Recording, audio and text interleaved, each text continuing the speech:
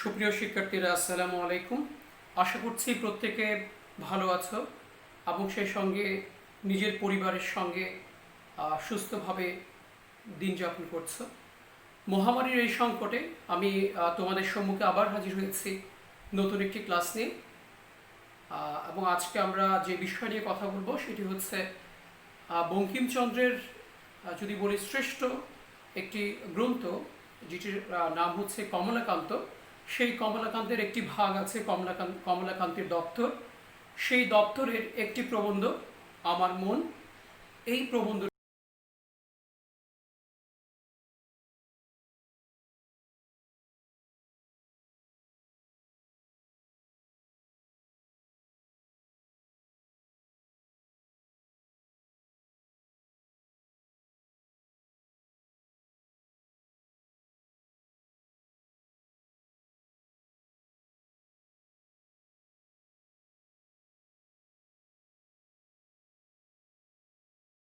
নিয়ে আজকে আমাদের আলোচনা। প্রিয় শিক্ষার্থী, আমার মনটি হারিয়ে গেছে। তোমরা ভাবছো স্যারের মন আবার হারালো। হ্যাঁ, আমার মনটা হারিয়ে গেছে। অনেক দিন ধরেই এই মনের সন্ধানে খুঁজে বেড়াচ্ছি, কিন্তু ঠিক মনটাকে নিজের মনের ঘরে আনতে পারছি না। শুধু কি আমার মন হারিয়ে গেছে? তোমরা তোমাদের মনের ঘরে আছে তো? কি মনে হয়, আছে? হয়তোবা কারো কারো মনের কিছু অংশ হয়তোবা থাকতে পারে, কিন্তু যেটি আমার কাছে মনে হয় তোমাদের মনও কিন্তু হারিয়ে গেছে। আসলে রসিকতা করছে না, এই রসিকতার ছলে বাস্তব একটি জায়গা আছে, বাস্তবতার নিরিখ আছে, যেটি আজকে আমরা আরেকজনের মনের সন্ধান করতে গিয়ে আমরা নিজেদের মন, তোমাদের মন, আমার মন, প্রত্যেকের মন, মানুষের মনের যে রূপ প্রকৃতি এবং মানুষের মন ঠিক মনের ঘরে আছে কিনা সে বিষয় নিয়ে আমরা বিশ্লেষণ করব এবং একটি সমাধানে যাওয়ার চেষ্টা করব। আমরা যার মনের কথা বলছিলাম তিনি হচ্ছেন কমলাকান্ত। তো আমরা বঙ্কিমচন্দ্রের কমলাকান্তের দপ্তরের এই যে অংশটি আছে কমলাকান্ত মূল প্রবন্ধের, সেই অংশের অন্যতম একটি প্রবন্ধের নাম আমরা ইতিমধ্যে বলেছি, সেটি হচ্ছে আমার মন। তো এই যে আমার মন, এই প্রবন্ধটি বিষয়ে আমরা বলার আগে আমি তোমাদের একটু স্মরণ করে দিতে চাই।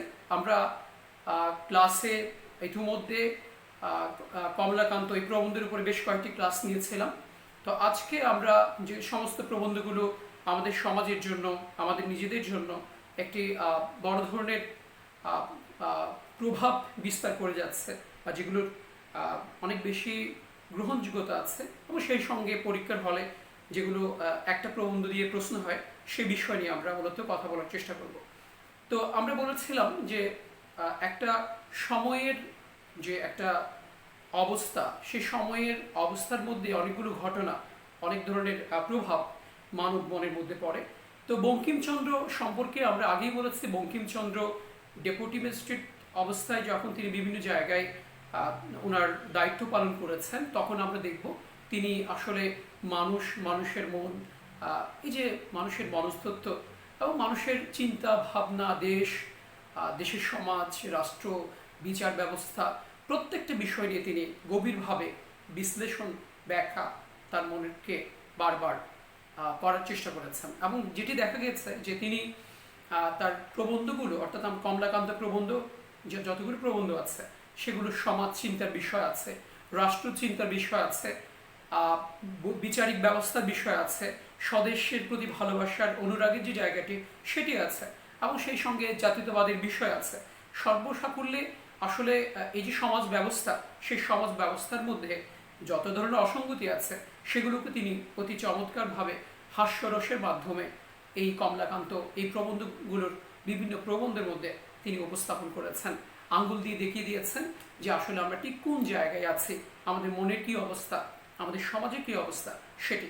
তো আমরা বঙ্কিমচন্দ্রের আজকের আলোচনার জায়গা থেকে প্রথম দিকে কিছু কথা আমরা বলার চেষ্টা করি। সেটি হচ্ছে বঙ্কিমের মানুষের জায়গাটি আমরা বারবার বলেছি যে আসলে একটা নবজাগরণের যে ধাক্কাটি আমরা ঊনবিংশ শতকের বাংলায় যে সাহিত্যের ক্ষেত্রে যে নবজাগরণের কথা বলছি, সেই নবজাগরণের ফলে আস্তে আস্তে করে বিজ্ঞান মনস্কতা, যুক্তি, গ্রাহ্যতা, বিশ্লেষণ, সমাজ চিন্তা সব কিছু মিলিয়ে মানুষের মধ্যে একটি পরিবর্তন আসে এবং সেই পরিবর্তনের কারণে জাগ্রত যে বাংলাদেশের একটা ভিত্তিভূমি, সেটি কিন্তু বিভিন্ন লেখকের মনের জায়গাটিকে দখল করেছে।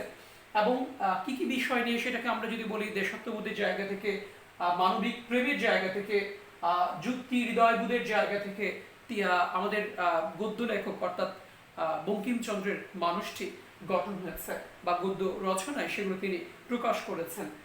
এবং পাশাপাশি এখানে একটা শব্দ আমি লিখেছি যে আলোক এবং অন্ধকারের সমাজ ব্যবস্থা। তাহলে আলোক অন্ধকারের সমাজ ব্যবস্থা বলতে বলার চেষ্টা করছি এটা যে যখন ভারতীয় সমাজে আমরা দেখছি অন্ধকারাচ্ছন্নতা, বিভিন্ন ধরনের কুসংস্কার, সামাজিক অবক্ষয়, বিভিন্ন ধরনের ভ্রান্ত ধারণা, অশিক্ষা বা কুশিক্ষা, এগুলোর ফলে নতুন একটি আলোক রেখা বিভিন্ন জন মধ্যে নবজাগরণের ফলে প্রভাব বিস্তার করেছে এবং সেই প্রভাবের ফলে সমাজ নিয়ে, সমাজের মানুষ নিয়ে নতুন যে ভাবনার একটা চিন্তা এবং সেই চিন্তার মাধ্যমে সমাজ পরিবর্তনের প্রবল যে ইচ্ছা বা সমাজের যে শুদ্ধিকরণ, সেটি নিয়ে কিন্তু আমাদের বঙ্কিমচন্দ্র কাজ করেছেন। তো আজকের যে প্রবন্ধটির কথা আমরা বলছিলাম যে আমার মন হারিয়ে গেছে, তোমাদের মনও হারিয়ে গেছে, তো তোমরা খুঁজাখুঁজি করছো কার মন কার কাছে চলে গেছে অবস্থা, তাই তো? আসলেই যেটি সত্যি কথা সেটা হচ্ছে আমরা কমলাকান্তের এই যে মন হারানোর যে একটা রসের মাধ্যমে, একটা ব্যঙ্গের মাধ্যমে, ব্যঙ্গের কষাঘাতের মাধ্যমে তিনি এবং সেই সঙ্গে রূপকের অন্তরালে যে বিষয়গুলোকে, সমাজের বিষয়গুলোকে আমাদের মনের জায়গা থেকে আমরা যেভাবে গ্রহণ করি বা আমাদের গ্রহণ করা উচিত, সে সমস্ত বিষয়ে চুলচেরা বিশ্লেষণ আমরা আজকে করব।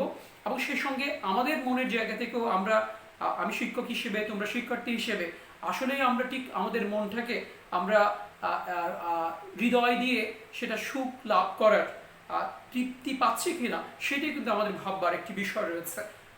তো প্রিয় শিক্ষার্থীরা, আমরা চলে যাচ্ছি আমাদের আজকের প্রধান আলোচনায়, মূল আলোচনায়। তো আমরা যেটি বলছিলাম, কমলাকান্তের কথা আমরা আগেও বলেছি, নতুনভাবে আসলে বলার কিছু নাই। কমলাকান্ত বঙ্কিমচন্দ্রের অন্যতম একটি সৃষ্টি এবং একই সঙ্গে কমলাকান্ত আসলে বঙ্কিমচন্দ্রেরই একটা ছদ্মরূপ হিসেবে আমরা এখানে বিবেচনা করতে পারি। তো কমলাকান্তর মন হারিয়ে গেছে এবং সেই মন হারানো, মন চুরি কে করলো বা মন চোর কে ছিল, সেটি তিনি খুঁজে বের করার চেষ্টা করেছেন, রসিকতা করেছেন, হাস্যরস করেছেন এবং তিনি বারবার বলছেন যে আমার মনটি যে হারিয়ে গেছে, 7 পৃথিবী খুঁজেও আমি সেই মনটাকে খুঁজে পাওয়ার চেষ্টা করছি কিন্তু খুঁজে পাচ্ছি না।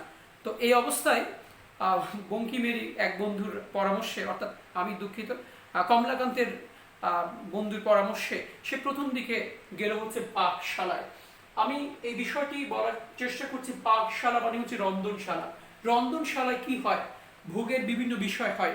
আমরা খাবারের কথা বলছি, আজকে কুরমার কথা বলছি, আজকে কোপ্তার কথা বলছি, কাবাবের কথা বলছি, বিরিয়ানির কথা বলছি, পলান্ন যেটাকে আমরা বলি সেটির কথা বলছি। প্রচুর একটা ভোজন রসিক হিসেবে অথবা খাবারের প্রতি একটা লোভ হিসেবে আমরা খাদ্য রসিক হিসেবে কমলাকান্তকে বুঝতে পারছি এখানে। আসলে কমলাকান্ত কি আমরা তাহলে নই?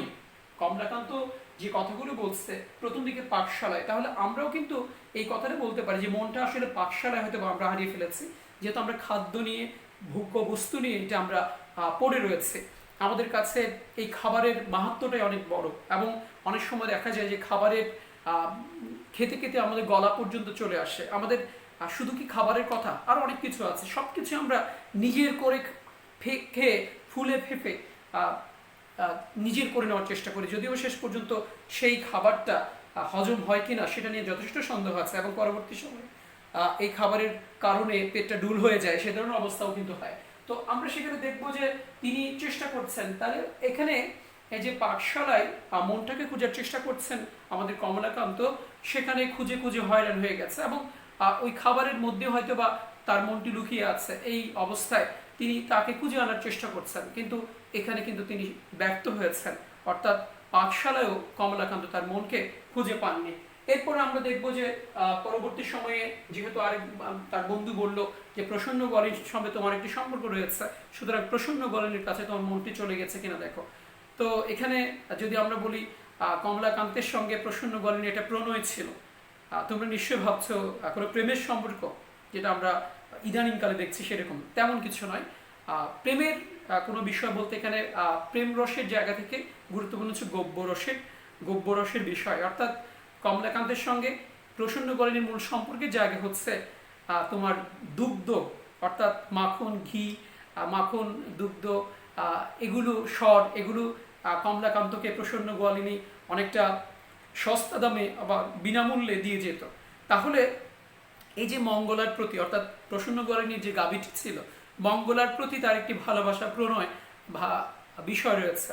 তো যদিও বা যারা অন্য লোক আছে তারা নিন্দা করছে যে হয়তো বা কমলাকান্তের সঙ্গে প্রসন্ন গোয়ালিনীর একটা সম্পর্ক আছে, প্রসন্ন গোয়ালিনীর স্বামী মারা গেছে, পতিব্রতা। তো এখন এই যে তাকে মনে হচ্ছে তার কমলাকান্ত সেই বিষয়টি পূরণ করছে, এই ধরনের একটি বিষয় নিন্দুকরা বলছে, এবং তাকেও কিন্তু কষাঘাত করেছে আমাদের কমলাকান্ত, এবং বলেছে এইভাবে আসলে প্রসন্ন গোয়ালিনীর সঙ্গে যে সম্পর্কের জায়গা সেটিও কিন্তু অনেকটা হচ্ছে তার কাছ থেকে সুযোগ পাওয়ার জায়গা থেকে। আমাদের সমাজেও কিন্তু এই ধরনের একটি প্রবণতা আছে, আমরা কারো কাছ থেকে যখন কিছু ফ্রিতে পাই বা কোনো কিছুকে কোনো সুযোগ আমরা পাই তখন সেটাকে লুফে নেওয়ার চেষ্টা করি, অনেক সময় সেখানেও আমাদের মনকে হারিয়ে ফেলার চেষ্টা করি, সেটাও কিন্তু আমরা দেখি প্রিয় শিক্ষার্থীরা।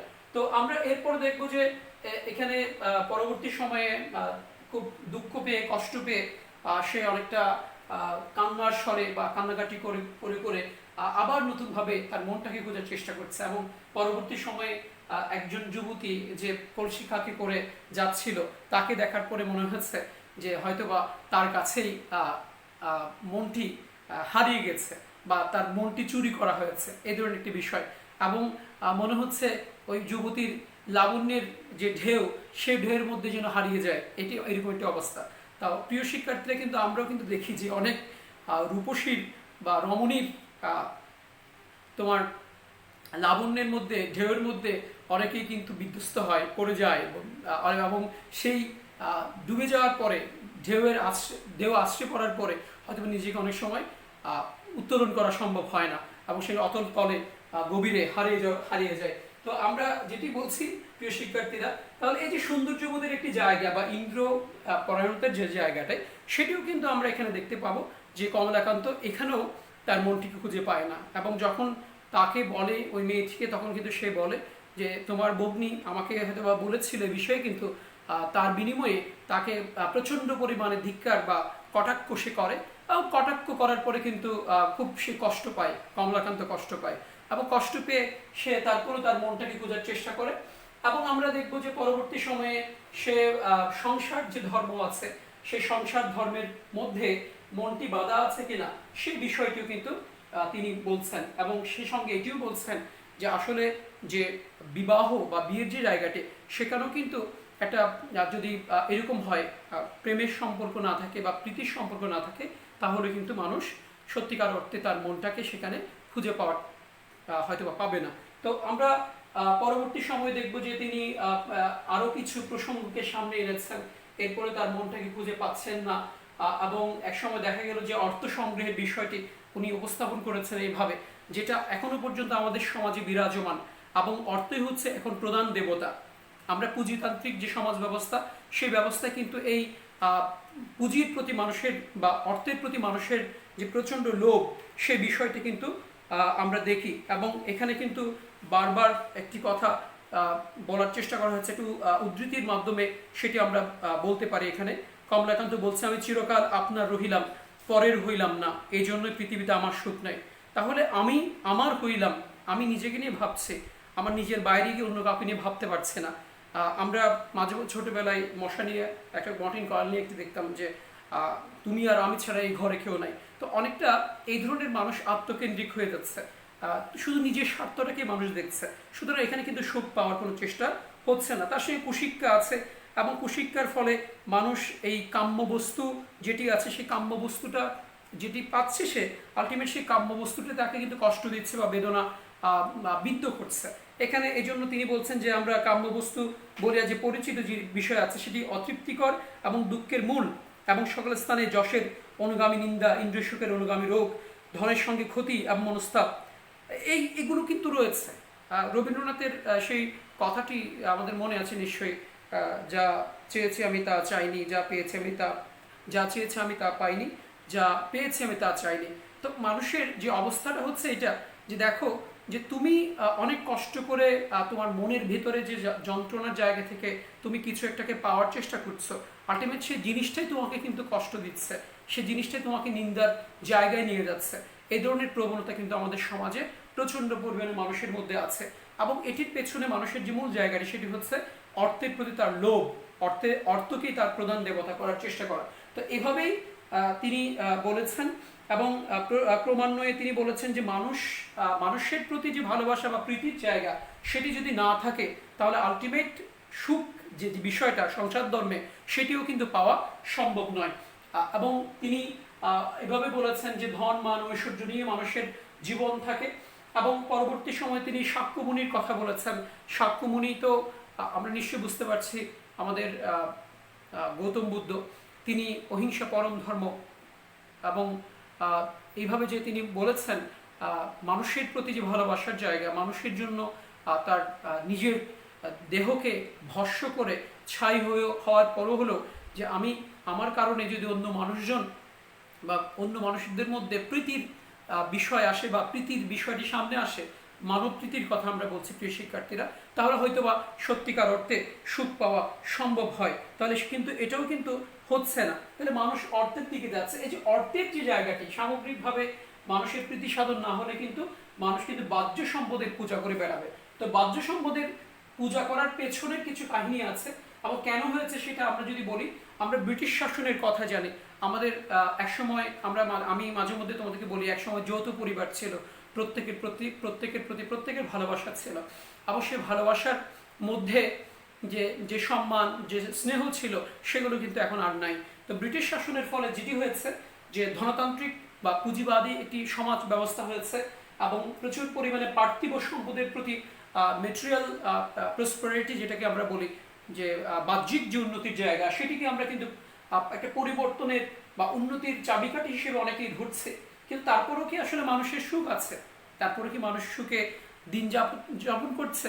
তার মনের আনন্দের জায়গাটি কি মানুষের আছে এত অর্থ সম্পদের পরও? সেটি কিন্তু আমরা দেখবো না। এবং এখানে আমরা তোমার অর্থনীতিবিদ বা আধুনিক অর্থনীতির জনক অ্যাডাম স্মিথ এবং মিলতন্ত্রের কথা বলা হয়েছে, অর্থাৎ মিলের যে তথ্য, সেই কথাটি বলা হয়েছে, পুঁজিতান্ত্রিক সমাজ ব্যবস্থার যে বিষয়টি সেটি। তো এগুলোর পরে মানুষদের যে পারস্পরিক প্রীতি ভালোবাসা, সেগুলো কিন্তু হারিয়ে গেছে। এবং মানুষ কিন্তু নিজের চিন্তা ছাড়া অন্য মানুষের চিন্তা করার সময় তার নেই। যে সে নিজে খেয়েছে, নিজেই সে পান করেছে, সে অতিরিক্ত সেগুলো ফেলে দিচ্ছে, কিন্তু অন্য মানুষ কি খাচ্ছে কি না খাচ্ছে, বা অন্য মানুষের প্রতি যে ভালোবাসা বা প্রীতির জায়গা, সেটি কিন্তু মানুষ হারিয়ে ফেলেছে, মানবতার যে জায়গাটি। তো আমরা বঙ্কিমের জীবনের এই যে প্রাসঙ্গিকতার জায়গা থেকে আমরা বলছি যে নবজাগরণের ফলে মানবতাবোধের জায়গাটি সামনে এসে, দেশাত্মবোধের জায়গাটি সামনে এসে, সেই জায়গা থেকে তিনি বারবার কিন্তু এই কথাগুলো বলার চেষ্টা করেছেন কমলাকান্তের মাধ্যমে। এবং কমলাকান্ত আমরা জানি যে একটা রসের মাধ্যমে এবং সেই সঙ্গে রূপকের মাধ্যমে আমাদের মনের যে অবস্থা বা মনের যে একটি হাহাকার, সেটি কিন্তু তিনি খুঁজে বের করার চেষ্টা করেছেন। তা আমরা পরবর্তী সময়ে দেখব প্রিয় শিক্ষার্থীরা, যে দেশের মানুষের যে সুখ প্রাপ্তি শেষ পর্যন্ত হচ্ছে না এত পরিবর্তনের ফলেও। টেলিগ্রাফ হয়তো আসছে, নতুন নতুন সভ্যতা তৈরি হচ্ছে, যে শিক্ষা আমাদেরকে দিচ্ছে ব্রিটিশরা। অনেক সময় আমরা দেখবো যে বিশেষভাবে, আমি জানি না কেন হয়েছে সেটা, হয়তো কোম্পানিটাই এরকম, যে আমাদের ঢাকা বিশ্ববিদ্যালয়ের যে সার্টিফিকেট আমাদেরকে দেওয়া হয়, সেই ঢাকা বিশ্ব সার্টিফিকেটের পেছনে কিন্তু ছাগলের ছবি। আমি কিন্তু এখন পর্যন্ত জানি না ছাগলের কেন, তবে অনেকেই বলছে এটা যে কোম্পানি থেকে নেওয়া হয়ে থাকে। তো সেই প্রসঙ্গে আমি ঠিক ওটাকে সামনে এনে নয়, আমি বলার চেষ্টা করছি এটা আমাদেরকে তারা শিক্ষা দিয়েছে, তারা আমাদেরকে উৎসাহ দিয়েছে কিনা সেটা নিয়ে কিন্তু প্রচন্ড পরিমাণে সন্দেহ আছে। এবং এই শিক্ষার পেছনে আমরা যে শিক্ষাটা গ্রহণ করছি, তার পেছনেও কিন্তু একটা বড় কারণ হচ্ছে যে আমরা আর্থিকভাবে লাভবান হব, আমরা বাড়ি করব, আমরা গাড়ি করব, আমরা ভালোভাবে চলার চেষ্টা করব। আসলে ভালোভাবে চলার চেষ্টা মানে হচ্ছে বেশি টাকা থাকা এবং এই টাকার দিয়েই নিজের সম্মানটাকে কেনার চেষ্টা করা, এই ধরনের একটি প্রবণতা। তো শিক্ষা উৎসাহ যেগুলো ছিল, সত্যিকারের শিক্ষা উৎসাহ, সেটি দেওয়া হয়েছে ঠিক আছে, কিন্তু হৃদয়কে ছাদ বলি দেওয়া হওয়ার মতন হয়েছে। অর্থাৎ শিক্ষা উৎসাহ হয়তো আমাদেরকে ব্রিটিশরা দিয়েছে অর্থের জন্য, কিন্তু হৃদয়টাকে ছাগ বলি যেভাবে দেওয়া হয় গলা কেটে, সেই ধরনের একটি অবস্থা আমাদের করেছে। তাহলে আমরা বলতে পারি যে ব্রিটিশ শিক্ষাও কিন্তু আমাদের সত্যিকারের মানুষ করতে পারছে না, এবং ব্রিটিশ শিক্ষার বা তাদের যে ধনতান্ত্রিক চিন্তা ভাবনা সেগুলো আমাদের হৃদয়ের মধ্যে কিন্তু ঢুকিয়ে দিয়েছে। আজকে যদি আমরা একটু দেখি যে আমি মস্ত অফিসার, আমি বড় অফিসার, আমি আমার সেই আগের যে অবস্থা, আমার পরিবার, আমার ভাইয়েরা যে কৃষি কাজ করছে হয়তো বা, তাকে আমি ভুলে গেছি। কেন ভুলে গেছি? তাদের কি জন্য ভুলে গেছি? যার জন্য আমি কাজ করছি, যার জন্য আমি বেতন পাচ্ছি, যার জন্য আজকে আমি আমার এই অবস্থানটাকে তৈরি করেছে, সে সমস্ত সাধারণ মানুষ, কৃষক, শ্রমিক, তাদের কথা কিন্তু আমরা ভুলে গেছি। রবীন্দ্রনাথের সেই কথা আমরা ভুলে গেছি, যে রবীন্দ্রনাথ যখন বলছেন যে ঐকতান কবিতায় যে চাষি কেটে চালায়েছে হাল, তাতে বসে তাতে বুনে, জেলে ফেলে জাল, বহুদূর প্রসারিত এদের বিচিত্র কর্মভার, তারই পরে ভর দিয়ে চলিতেছে সমস্ত সংসার। এই গোটা পৃথিবী সে সমস্ত সাধারণ মানুষ দিয়েই চলছে, কিন্তু আমি আজকে বড় অফিসার, সুতরাং আমি বড় অফিসার হয়ে সেই সাধারণ মানুষের দুঃখ দুর্দশার জায়গাটি সেটি ভুলে গিয়ে নিজের যে সম্মানের কথা বলছি, নিজের একটা ভালো অবস্থান তৈরি করার কথা বলছি, আমি বড় একটি অবস্থানে গেছি যে আমার কথাবার্তা, আমার চিন্তা চেতনা পুরোটাই হচ্ছে আমাকে নিয়ে।